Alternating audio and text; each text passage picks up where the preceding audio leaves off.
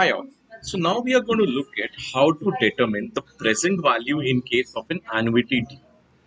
Considering an annuity due wherein the amount is 1000, since it's an annuity due, so the first payout will be in the current timeline.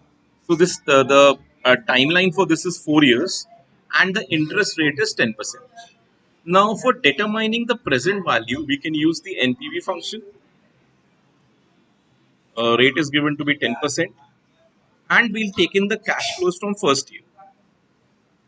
Then what we will do is we will add the current value, current cash flow rather. Another way of determining the present value would be, so for this 1000 it will be 1000 only. For the 1000 in the first year we will be discounting this 1 plus r to the power 1.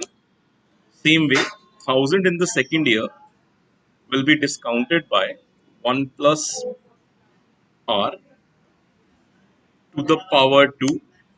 For the third year cash flow it will be 1000 divided by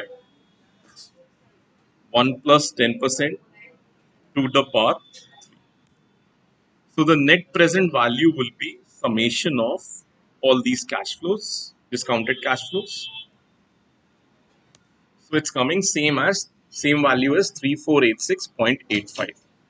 So this is the method. These are the rather two methods by which we can determine present value in case of an annuity due. In case you found the video helpful, please do like the video. And for more such videos, please do subscribe to my channel. Thank you guys.